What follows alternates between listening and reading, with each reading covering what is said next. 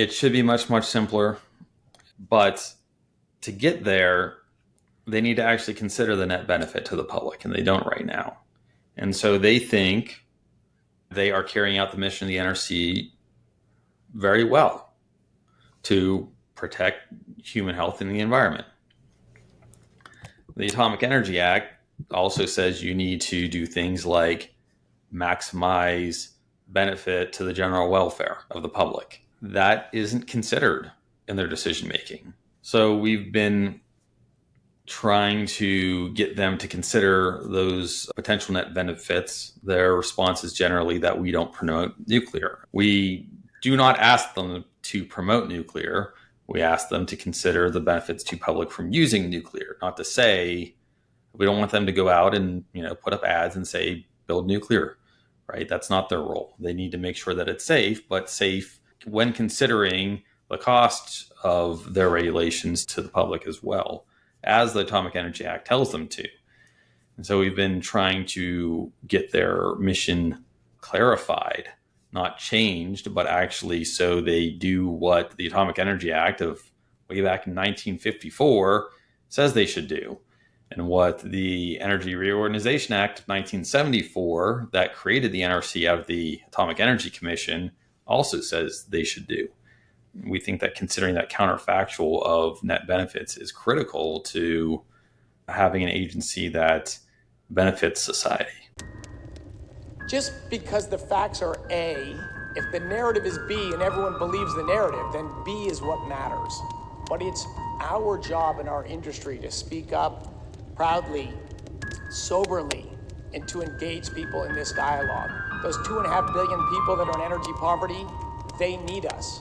America cannot meet this threat alone. If there is a single country, of course, the world cannot meet it without America. that is willing to We're going to need you, the next generation, to finish the overhaul job. nuclear regulation We need scientists to design new and fuels. focus on net public We need benefit engineers to invent new technologies. We over absurd levels of radiation need protection, entrepreneurs to sell those then technologies. we will march towards this. We need workers to operate assembly lines that hum with high-tech, We zero-carbon have components. unlimited prosperity for all humans. We need diplomats and businessmen and women and Peace Corps volunteers to help developing nations skip past the dirty phase of development and transition to sustainable sources of energy. In other words, we need you. All right, welcome to another episode of the Fire to Fission podcast. My name is Mark Hinaman, and on this podcast, we talk about energy-dense fuels and how they can better human lives. We're joined today by Dr. Adam Stein, Director of Nuclear Energy Innovation with the Breakthrough Institute. How you doing, Adam? Great, Mark. Thanks for having me on. I'm stoked to talk to you. I'm happy to be here. Yeah. Before we started recording, Adam just said he's pretty laid back, except on analysis. So I like it. We'll have kind of a varied conversation as we step through this. So, Adam, before we kind of dive into Breakthrough and your work there, well, first off, why don't you just give kind of a 30-second intro about what you do at Breakthrough, what is the Director of Energy Innovation, and then kind of we'll talk a little bit more about your background before getting further into Breakthrough. So at the Breakthrough Institute, I lead all of our nuclear-related work. I have a great team that works with me. We work mostly on regulatory affairs, but we also work on legislation, economics, community engagement, and a bunch of other topics as well. Awesome. You didn't start at Breakthrough. Oh, no. I came to Breakthrough somewhere around 3 years ago. Okay, gotcha. Where'd you get your start? Started at Siemens Westinghouse, Okay. which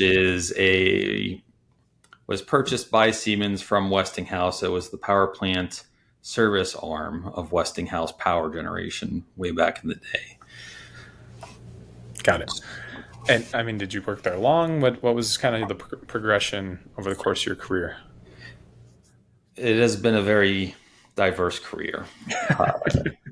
So initially, I started there working on service work for balance of plants. So generators, turbines, exciters, the non-nuclear side for any power plant that has a thermal cycle. Not just field service, but also new innovative ways to do inspections and maintenance that doesn't require long outage times, because when the power plant isn't running, it's not making money. Made some crazy inspection robots, some gigantic robots to take generators apart in the field instead of taking them out of the power plant and shipping them back to the factory for refurbishment, all kinds of fun stuff. Eventually, I left to do consulting instead. My initial first main consultant or customer was the company I left. They didn't want to implement one of the ideas that I had, decided to leave and work on it on my own, sold it back to them. And that started my consulting career, which worked in the power industry, but I also worked in scientific vacuum chambers, create some vacuum chambers to both help the process for making new innovative battery modules and consumer grade lab grown diamonds. Worked in transportation safety with the railroad industry for a while as a consultant, in the whole time staying also connected to the power industry. I went back to school, got my MBA, and then went to Carnegie Mellon to get my master's and PhD in engineering and public policy so I could work more effectively at the intersection between the technology that I had a lot of experience with and the public policy that at times is disconnected from the technology, causing unforeseen or unexpected bad outcomes. Yeah. And now I'm at Breakthrough. What a varied path, but also kind of specific. I love this approach, and it's actually more common than people think. But yeah, company doesn't want to do something, and so you leave and then turn around and say, hey, I've got this great idea, you guys want to buy this now? And suddenly when you're on the outside, there's a different dynamic there. So that's exactly what happened. Yes, you're not the first person that I've heard of that has done that. So okay, so what is Breakthrough? Breakthrough is a global research center that works on addressing problems using technology for human development and environmental concerns. So we essentially look at ways to reduce impacts to the environment or benefit human welfare, mostly through technology, but also through either the way that technology is applied or the rules that govern the use of technology, like regulation. Got it. And it's not just nuclear, right? I mean, it's broader than just nuclear. It's much broader than just nuclear. We have other teams that work on agriculture, a larger view of climate and energy systems in general, and specific to the developing world. Got it. Founded in 2007, right? By Ted Nordhaus and Michael Schellenberger? Yep. It has changed significantly since then, except for the main premise of using technological solutions to help human and environmental concerns. Okay. So who is the Breakthrough Institute? I mean, how many people are there? Which corporations, donors exist? How are they different? We're about 25 people right now. That changes. We recently opened a new office in DC at the very beginning of the year, and so we're continuing to increase staff at that new location. We are funded entirely away from industry, so we're not connected to any corporation. It's mostly through foundations and individual donors, which is intentional. We don't have any pressure from industry to to make decisions that might be away from our core mission.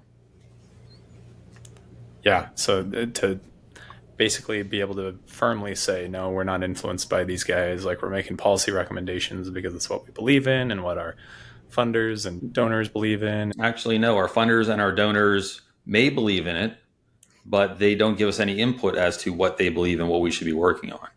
We work independently. Our work is not informed by our funding. Our funders have no expectation that we will move in a certain direction at all. Okay. I do like your guys' mission statement that says we believe that ecological vibrancy results from human prosperity, not the other way around. What's that mean for Breakthrough, or what's that mean to you?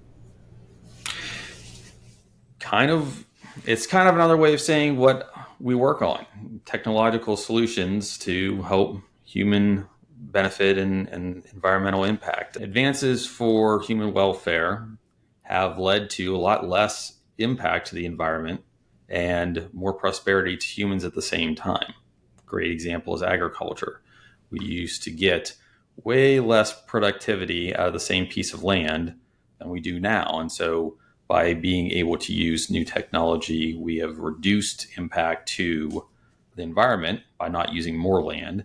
And at the same time, we can feed more people, bringing people out of poverty by using the same technology as well. Same goes for energy systems, of course. Yeah. So, I mean, we say at the beginning of every podcast, energy dense fuels. And in my mind, that includes kind of oil, gas, but nuclear is obviously best. Does Breakthrough have a view on fossil fuels, or should they be phased out? Breakthrough Institute is very supportive of phasing out fossil fuels in terms of need to address both direct human and environmental health concerns, but also climate change. But our approach is a little less stark than some other organizations because there are still billions of people in the developing world that have no access to energy, and fossil fuels might be their only option for the near term. Yeah. If you can feed yourself today, yeah, better to use and have energy today. Right. Yeah. Okay. So ultimately, we need to get away from fossil fuels to clean energy sources, but the transition period needs to not just be a hard line because some people need energy now that can't have access to it, or don't have access to it, I should say. Yeah. Like billions of people, right? That's like billions of people. Okay, so why nuclear? Well, nuclear has a lot of advantages that some other technologies don't have. It fills a role that needs to be filled. And since no other energy technology can do all of the things that nuclear energy can do, and some of those things can only be done by nuclear energy technology, period. So the world needs nuclear energy to move forward. And to do so, we need to do it correctly. There are barriers to address. There are opportunities that need to be created to let that happen.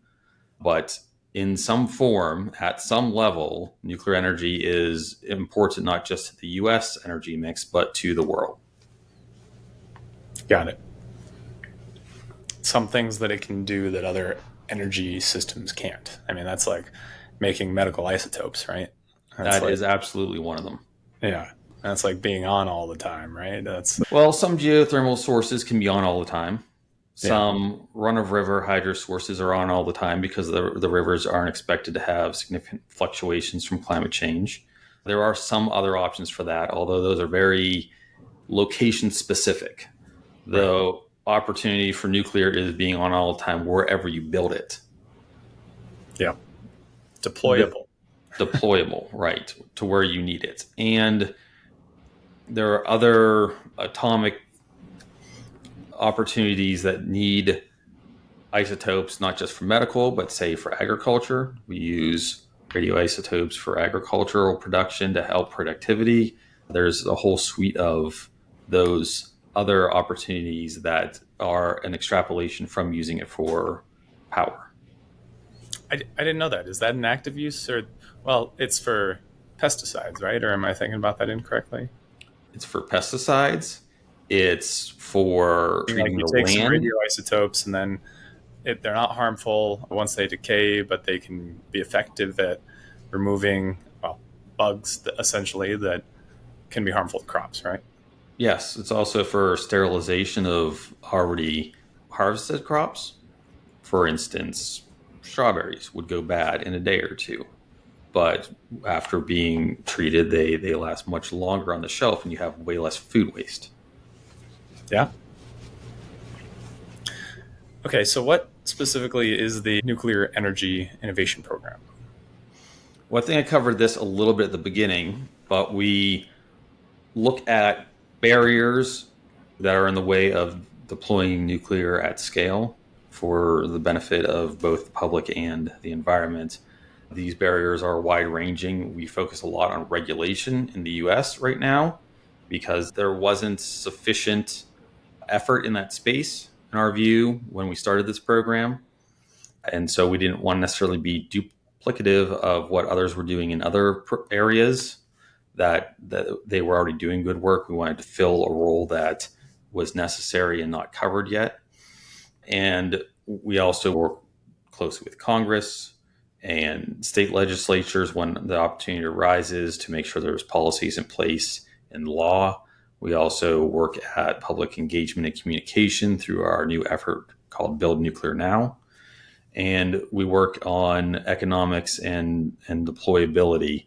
We had a big report that came out last year called Advancing Nuclear Energy that looked at costs, net zero grid analyses in a bounding sense. So what could the deployment of nuclear be if it's really expensive and really low learning rates, or if it's really cheap and really high learning rates, with the expectation that the actual outcome will be somewhere in that range of possibility, instead of how most net zero approaches say, I'm going to make these assumptions and I'm going to project one possible future, and here's the answer.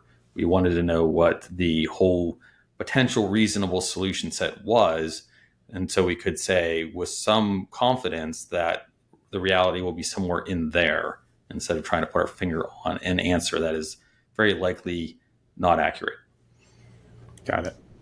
No, that's awesome. It's super interesting.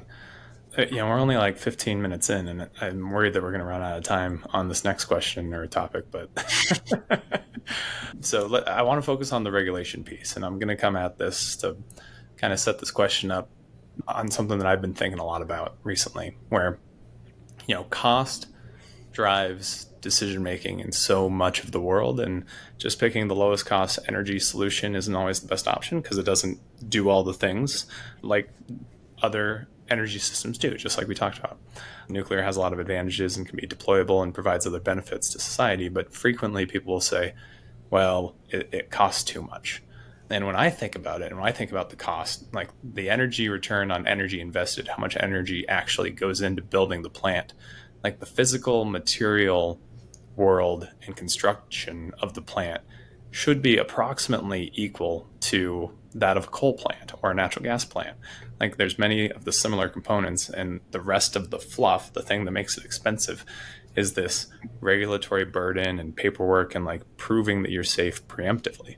Number one, I'm curious if you agree that a lot of the cost is in the regulatory burden to build more nuclear. And then number two, what do we do about it? I'm going to unwrap that a little bit. The material components are higher than natural gas and fossil fuels in general because you have additional structures like a reactor containment dome, right? And so that material wouldn't be the same as in a fossil fuel plant. So you do have additional fossil fuels, but nuclear power plants tend to run more often, higher capacity factor than those fossil fuels. So per unit energy, it's the lowest grams of CO2 per kilowatt hour of energy, any energy source, except for some very efficient solar panels. Lower CO2 output per kilowatt hour than wind even. There is additional cost for regulatory burden. Some of it is black and white, just on a line item on the budget. You have fees every year from the NRC to do oversight. You also could attribute some of the safety systems to that as regulatory burden, but that's where it gets to be a gray area. Nuclear power plants need safety systems. It can be dangerous if uncontrolled. The question is, how do you delineate between what's sufficient and what's beyond necessary? And the extra would be additional regulatory burden.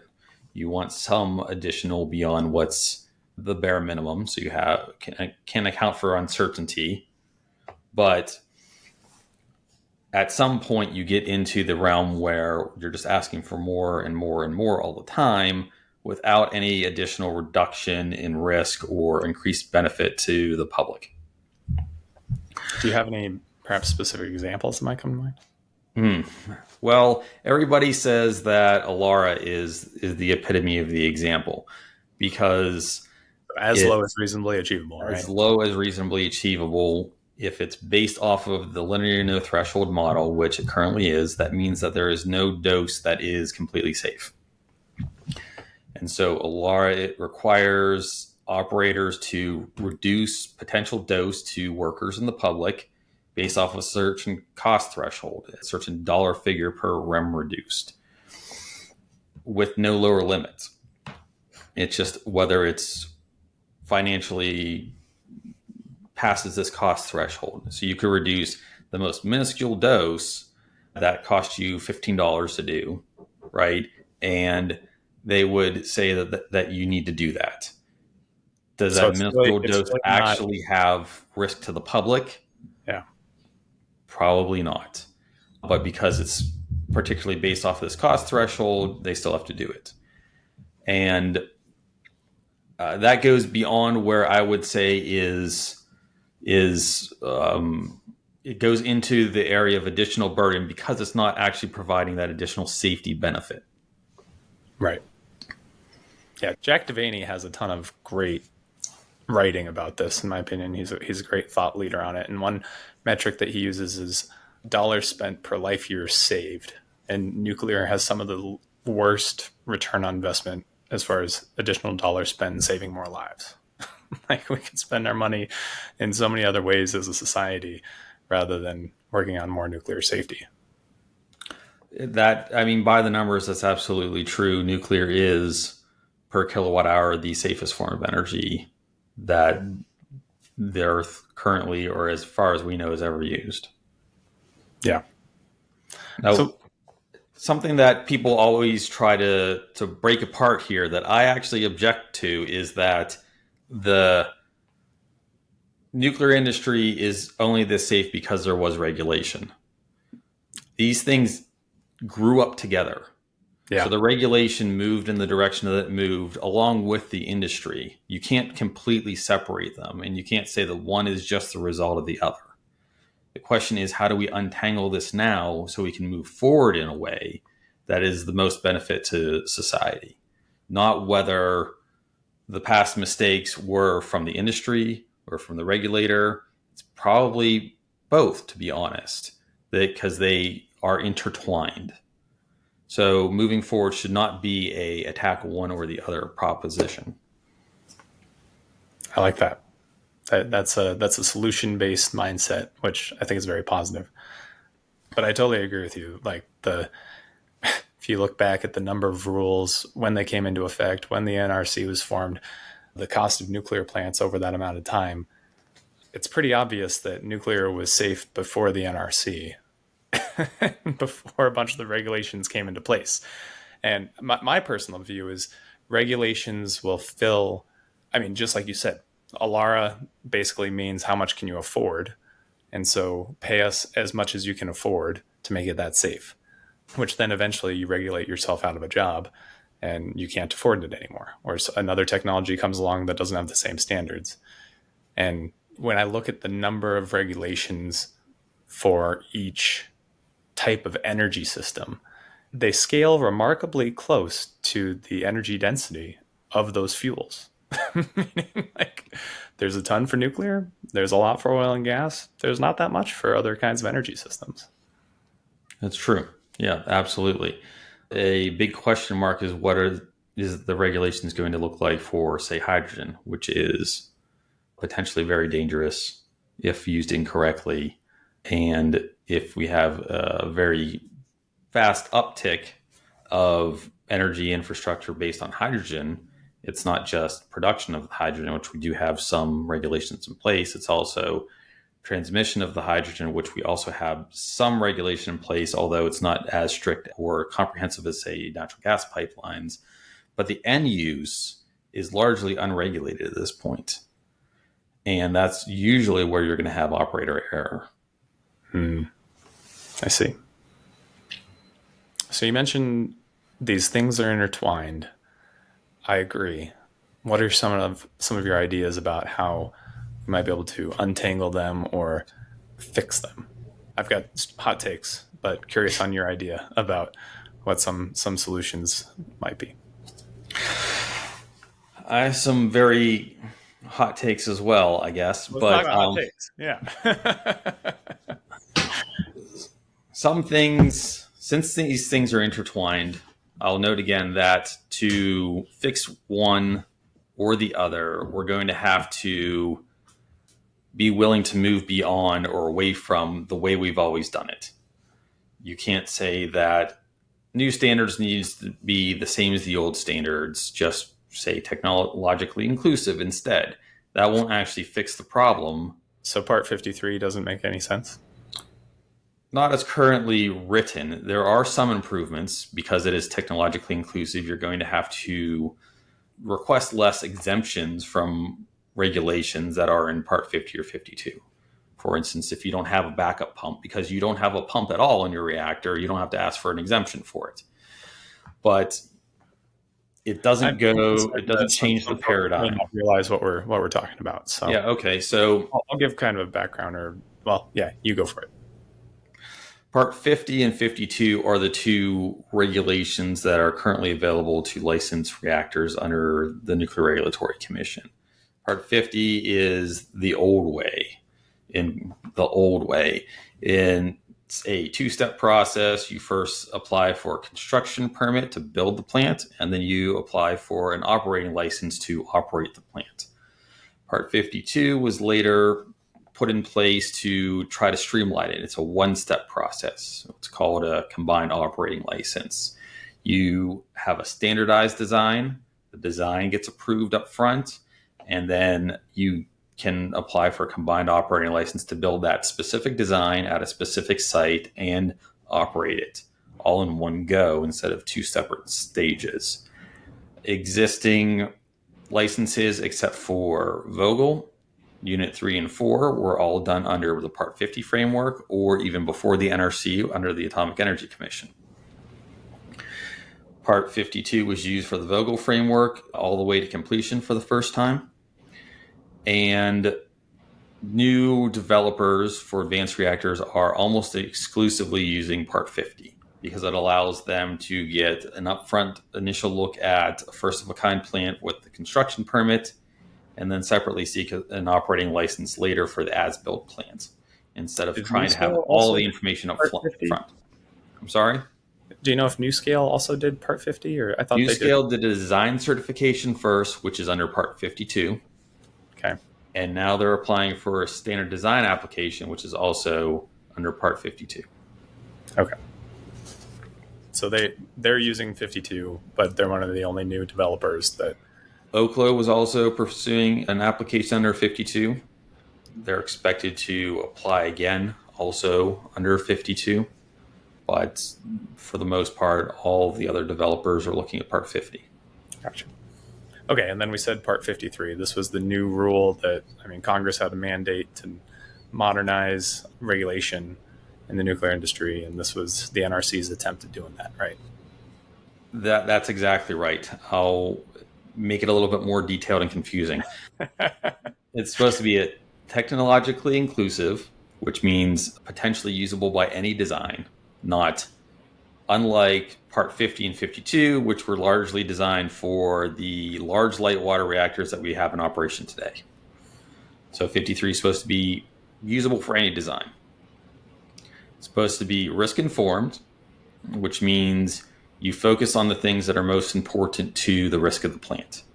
Everything doesn't have equal value. If it's not important to risk, it shouldn't be part of the licensing process. If it's very important to risk, it should have way more focus in the licensing process. And this next one is a big departure from existing licensing, which is performance-based. Existing licensing is deterministic, which means they have determined that you need to do these things. It's almost like checking off boxes of a list. Performance-based means you set performance objectives, how something should perform. And applicants can define how they are going to meet those objectives. So it's more flexible. But you also keep the regulation focused on the outcomes that you want, which are the performance objectives. You want the plant to be safe, right? Not impact the public health. That's obviously a very high level performance objective, and everything flows down from there. Instead of saying do all of these things in a deterministic rule, which may not actually add up to that same performance objective. Or you could end up being way more burdensome than needed to hit that performance objective. It all depends on the design of the plant. I try to explain the difference between deterministic and performance using a car analogy. Or prescriptive, really. Prescriptive says you have to do things a certain way. So if you have a car, you could be prescriptive and say you need to have turn signals on each corner. You need to have 4 wheels. You need to have a clamping force of 2,000 psi in your brakes. You need to have a steering wheel, and on, all these things to check off. Performance-based rule would be the car needs to be safe. That's the number one goal. It needs to have a way to stop in a certain distance even. You can have specific distances in that. You need to be able to go straight down the road instead of saying something like you need a steering wheel. Don't tell me how to do it. Say you need to be able to control a car and go straight down the road. Those are performance objectives. It's a different approach, and you're focusing more on what the outcome should be instead of how to get there. Yeah. To stretch that analogy, some of the new designs, though, are like people are trying to build either an RC car or like a fighter jet. And the NRC is still looking at just cars, right? That's the example I use of that comes from one of my friends, Shula Talavi. He says it's like trying to regulate a motorcycle with regulations designed for a tractor trailer. You kind of stretch it a little bit farther for an RC car to a fighter jet, but it's the same idea. What you need to do for a tractor trailer is not, motorcycle is not a scaled down version of a tractor trailer. It is fundamentally different in some ways. Some systems don't even exist in the motorcycle that exists in the tractor trailer, and the same requirements wouldn't replicate. For instance, if you had a requirement that you needed to have 18 wheels because it's a tractor trailer, and then you have a motorcycle that has 2 wheels, then you need an exemption. And should you have to ask for an exemption just because you're smaller? Probably not. Yeah. So you mentioned this exemption. This is part of the licensing process, right? Like there's a clause in the regs that says like the NRC can grant exemptions to the rules, but you got to ask for it, and then you got to prove why it's okay. Am I correct in that? And you're correct. And the next step is the NRC has no obligation to say okay. They can reasonably or unreasonably withhold approval of that exemption, right? Like they don't have Correct. they have complete power over it. So, but conversely, I mean, hypothetically, they could just come out and say, well, yeah, I'm thinking for very small systems like microreactors, you effectively, to get some of those licensed under the existing frameworks, you would just apply for exemptions to almost everything, and because there's so much less source term and the systems would be easier to license. I don't know. That's true. And they actually have, the NRC has worked on that to some extent, setting up expected general design criteria for advanced reactors, for instance, what they would expect to be the criteria to use for licensing them. Standard review plans are working on that for advanced reactors. So they're trying to, in bulk, allow for exemptions for advanced reactors in some areas. Not enough, basically the low-hanging fruit of things that obviously wouldn't apply. Like if you literally don't have a pump that you're supposed to have in the regulations, then it should be easy to get an exemption for that because it physically doesn't exist, right? Other things you still need to ask for exemptions for that aren't obvious like that. The NRC started working on that effort, I think 8 years ago. The advanced reactor developer scene has changed significantly in 8 years, more than quadrupled in terms of potential designs with a much larger variety of designs. And so that whole effort is basically outdated at this point, but it was a step that the NRC took in the right direction. Nice. So when I've read through Part 53, and it's been a while, so you mentioned things have changed or things have improved, but when I read through it, it was a lot of copy and paste from the other rules that the NRC was using the previous framework to make this new rule. do you have an update, or do you want to give kind of an overview of how it might be different and how it's the same, or are there other parts that need to change, and what's the timeline on this? That's a lot of big questions. So Sorry. I'll start summarizing from the beginning. Yeah, as specific or as broad as you want to be. I don't think we prepped you for that question. So The Nuclear Energy Innovation Modernization Act, or NEMA, told the NRC to make this framework that we previously mentioned called Part 53. The staff came up with a rulemaking plan. That rulemaking plan basically said we are going to start from, because of the short timeline we have to do this, we're going to start from the existing regulations as a base, including using the licensing modernization project, which I'll explain that, as a starting point for Part 53. And we are going to make sure that Part 53 is as safe as the existing regulations. Not as safe, but as least as safe. So could potentially be a stricter, more safe rulemaking, which is ultimately where it has gone. The commission said, okay, but get that done even faster than you planned on. And so the staff's response to that was, okay, well, then we're going to copy and paste even more. And that's what they've done.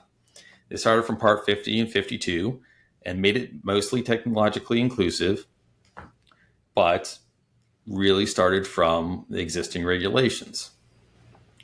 They also incorporated the Licensing Modernization Project, which is an effort that NEI led, the Nuclear Energy Institute led, to be an optional approach to using Part 50 and 52 for licensing advanced reactors. So NEI previously had this long-term project with some other companies like Southern Company on how you could risk inform these deterministic licensing frameworks. So it was supposed to be an approach to using those frameworks in a risk informed way. But the NRC staff took this and said, okay, the industry obviously liked this because they developed this. They asked us to endorse this. We're going to take this and make the new rule. It was never supposed to be a rule by itself. It was supposed to be an approach that fits the constraints of Part 50 and 52 instead of rethinking how reactors should be licensed from the ground up. They also did not need to put LMP, or the Licensing Modernization Project, into no rule because the NRC endorsed it for 50 and 52. So it didn't have to be essentially duplicated into another rule. It was already in place. So putting it into Part 53 didn't really gain the industry much, right?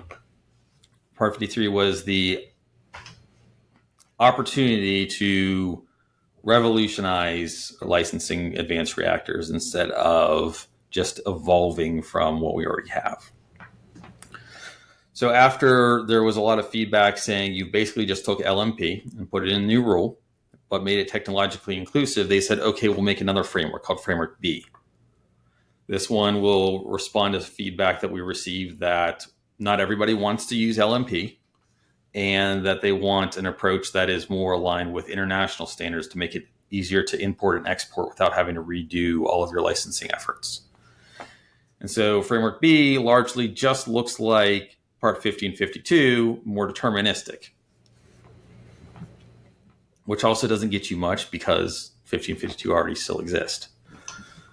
And so now we have these two frameworks that didn't need to be two frameworks in the first place, neither of which really meet the mandate of how would you potentially license hundreds of reactors a year, where can we find efficiency improvements, and more importantly, can we make this a performance-based rule instead of a deterministic rule? Largely misses a lot of the opportunities to have performance objectives instead of deterministic objectives. So it's not the outcome of rule structure that really anybody would like. Yeah. There's several other specific issues in it, such as inclusion of the quantitative health objectives, which is from 1986, the NRC's definition of how safe is safe enough. Those were always supposed to be safety goals. It's literally in the safety goal policy statement. It was never intended to be actually a regulatory standard. And the commission has told the staff that on many, many occasions. These are not thresholds, these are goals. They're supposed to be used by the staff to inform how the staff approaches regulation, not a specific number for the industry to hit. The NRC staff took it and put it in Part 53 directly, which instead of being a performance-based objective is a risk objective. It completely changes the paradigm of how these goals are applied. It's also, and this is one of my slightly more contentious takes, but based on science, it's unobservable in the population. You can't actually epidemiologically observe this standard. Even if you had a severe accident that led to this level of safety, you would never be able to show whether it happened or not with cancer rates at this low of a level. And so that means that it is not useful for regulatory oversight because you can't tell whether the operator is meeting that requirement or not. So not useful for regulatory oversight, but also open for contention legally by saying we don't think this plant is operating to the regulation, and the plant can never say, here's evidence that we are. Yeah. So I'll say it back, see if I heard you correctly. There was study rule, that report in 1986. What was it? Sorry. Safety goal policy statement issued by the NRC commissioners in 1986. In 1986, okay. And they had levels of radiation exposure in that report that were goals. They weren't meant to be strict guidelines, but the NRC has now taken those objectives, put them into Part 53, which basically condemns, I mean, if people utilize that, then condemns from a legal perspective anyone that is trying to be compliant under those standards. Because I agree with you. It sounds like if there is a release of radioactive material and you can't observe an impact from any study of an increase in cancer rates, then like, was there damage, right? I mean, this is kind of the, if a tree falls in a forest, did it make a sound? But I think like the broader question is even what's the net impact of having these rules in place? I mean, it's prohibiting the utilization of the technology at its core, right? Potentially, yes, but that's not a question for Part 53 specifically, right? That's a question of whether the safety goal policy statement should exist or if it should be adjusted in some way. In terms of Part 53, if you're moving a goal into a regulation, then you're requiring that outcome. And operators would not be able to show that one way or the other. You can't prove the counterfactual either, that it didn't happen. Yeah. Which, just like you said, leaves you open for lawsuits, and then no one's going to take that risk because then it's a toxic tort case and it's uninsurable. And I mean, yeah, you're just opening up yourself for a big legal battle down the road that you can't prove or disprove one way or the other. Right. In terms of recent developments with Part 53, the NRC staff sent the most recent draft to the Commission for consideration the beginning of March. The Commission has been considering it since then. On Monday, Congress sent a letter, a very strong bipartisan letter to the Commission saying this doesn't look like it's following the intent of NEMA that Congress directed. Here are 6 areas of concern that need to be addressed by the Commission, and the Commission should consider both past and ongoing stakeholder engagement on this topic, because most of the requests for adjustment to the rule have been mostly unanimous from stakeholders, and they haven't occurred from the staff. The staff doesn't have to do everything the stakeholders ask them to do. They have to make a rule that they think meets the mandate they were given.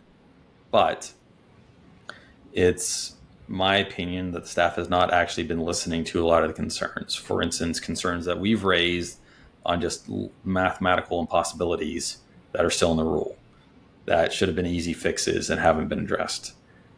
Breakthrough Institute also hosted a workshop that brought in most of the major stakeholders that have engaged in Part 53 to develop consensus about these topics so we can provide that feedback to the commissioners. Their commission staff came to these workshops to hear all of that input in real time to show that we have considered these issues in depth. We're not just disagreeing with the staff, and there are reasons that we disagree with the staff and potential pathways forward. I gotta ask, what are we protecting against? Like this conversation and the whole topic, like it traces back in nuclear to this organization, the Nuclear Regulatory Commission, that doesn't have a CEO, doesn't have like a leader. I've heard there's a very military structure, but not a lot of guidance.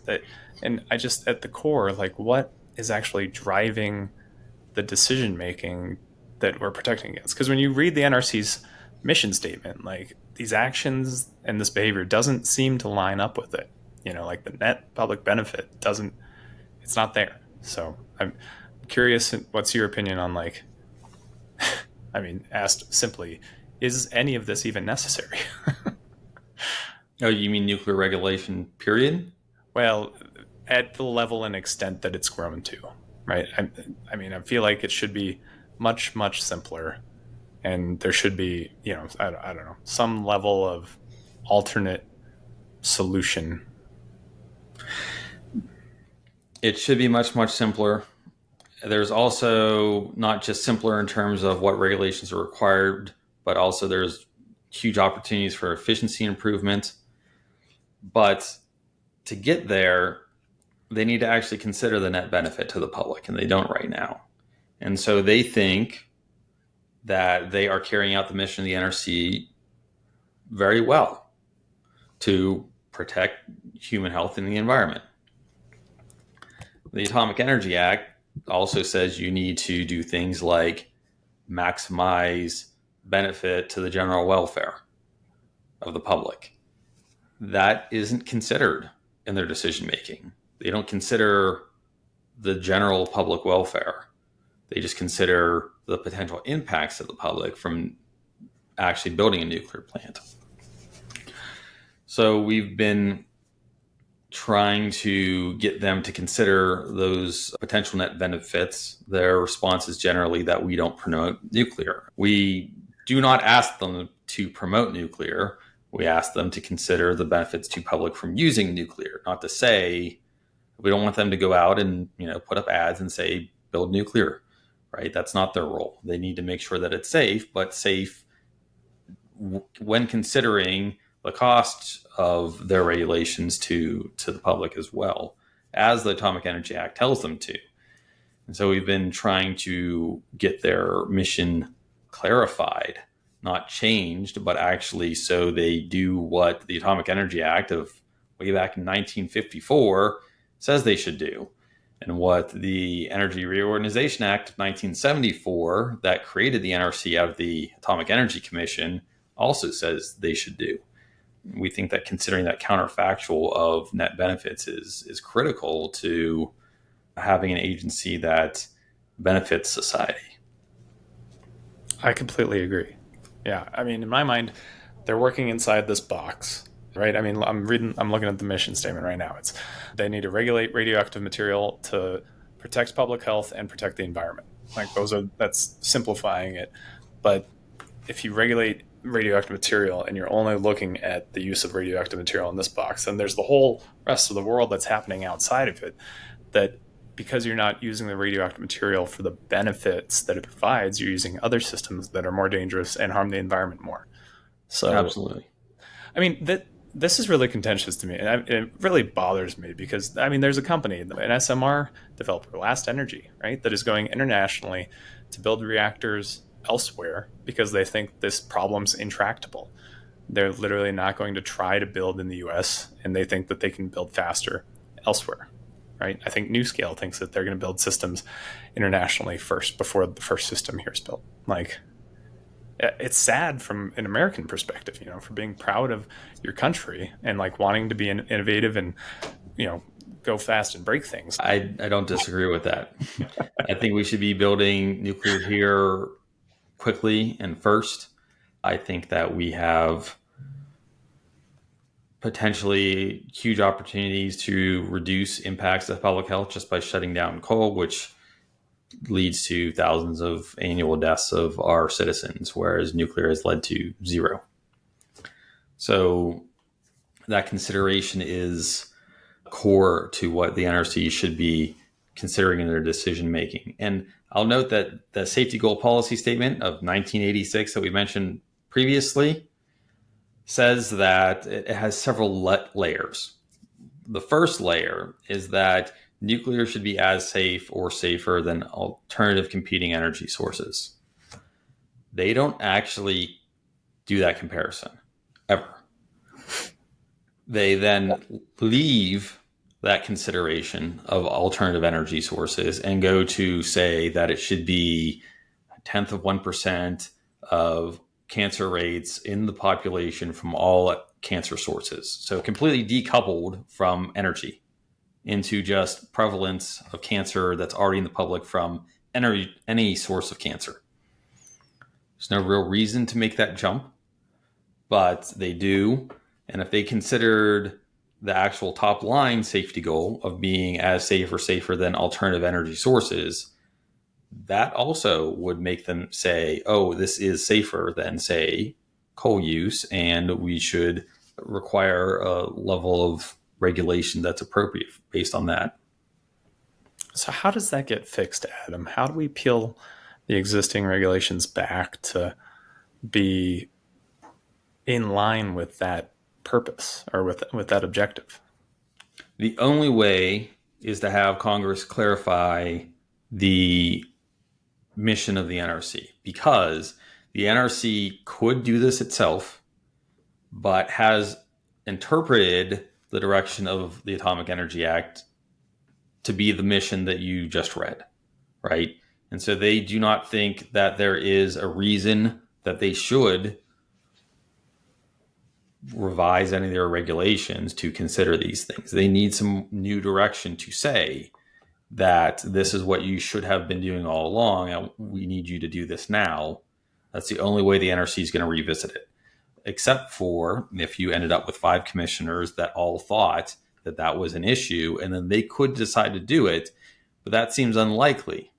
It's going to have to be direction from Congress, and I think that direction really needs to be do what we told you to do many decades ago, not to say we no longer care about safety, just build the things. That's not the direction that some people, reacted to these draft legislations like that's what is being asked. That's not what's being asked at all.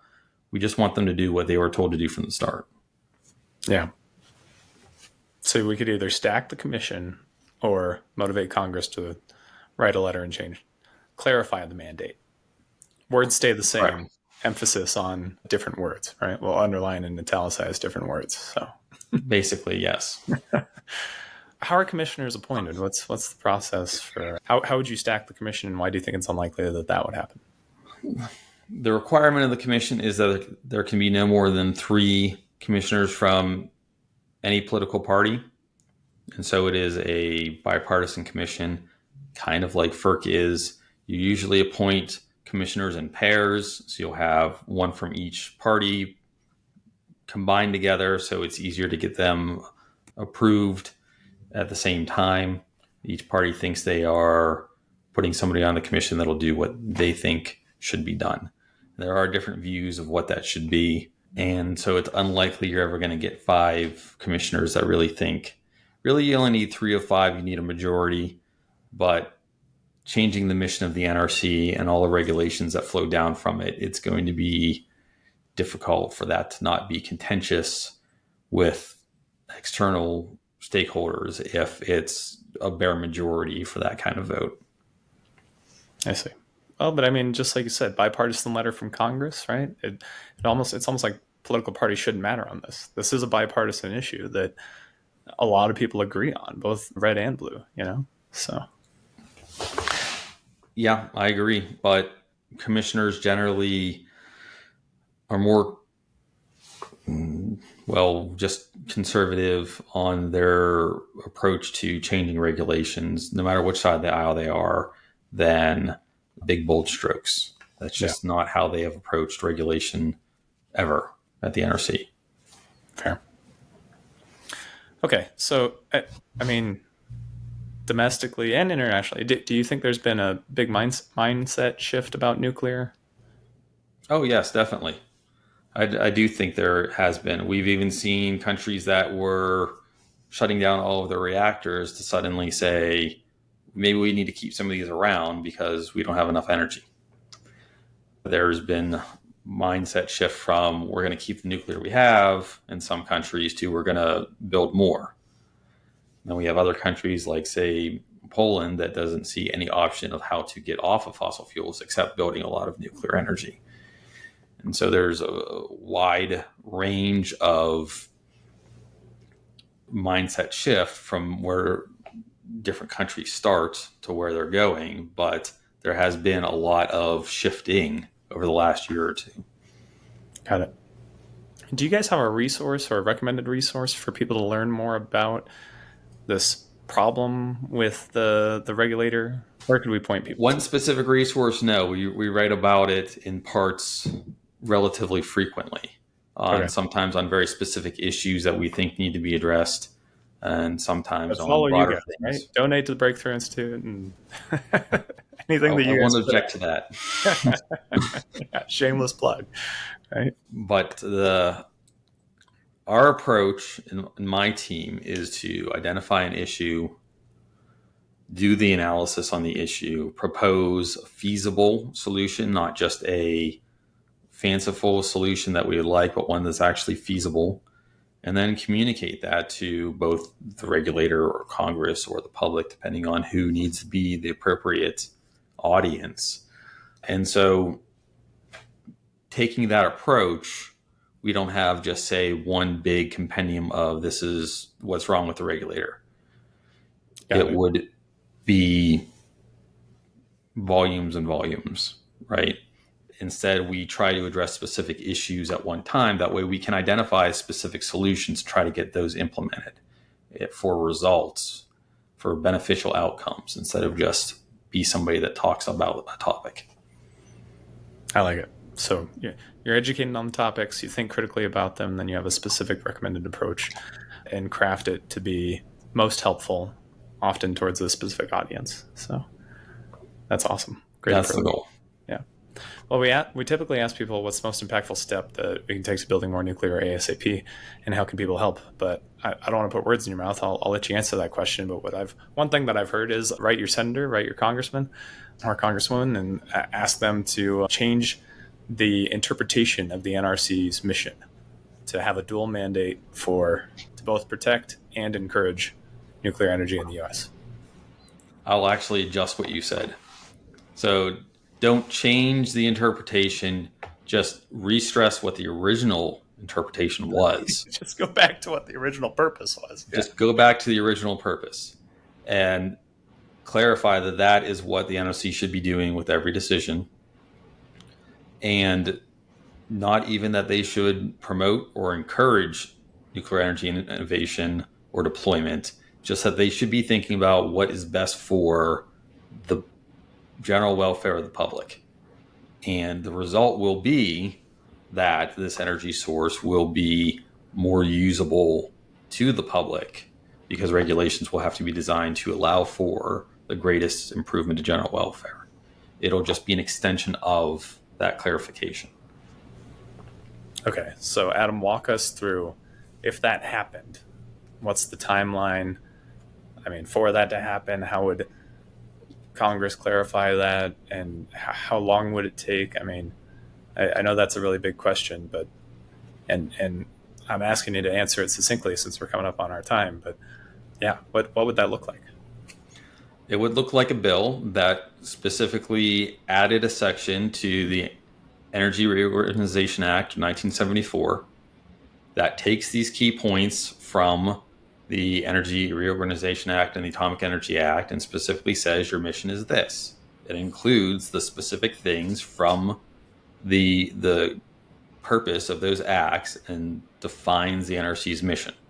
That way it's very clear that those are the things the NRC should be working on. And then from that, we will have to work with the NRC to update the regulations so it follows that new clarified mandate appropriately. Some things will have to change to do that. It won't happen overnight. They'll have to amend many regulations to get there, and that takes time and staff resources, but you have to start somewhere, and that's where we will start. Passing a bill can be quick in Congress or it can be very, very slow. It all depends on whether things align, whether they're in recess, everything else. But assuming that if a bill like that gets passed, then it's going to be an effort to focus on the most important things first that need to get addressed to realign with that mission, and then keep going down the line for decades to make sure that mission is continually carried out. And the reorganization of the regulations or rewriting of the regs, I mean, that'll take time, but like you said, it's not overnight. Is it a year, 2 years, 10 years, 20 years? Like, how long would this process take? It may never end because some regulations aren't touched very often. They're not used very often. They're for very small cases that don't come up often. And so there would be no reason for the NRC to spend resources to revise those regulations until there's a need for them.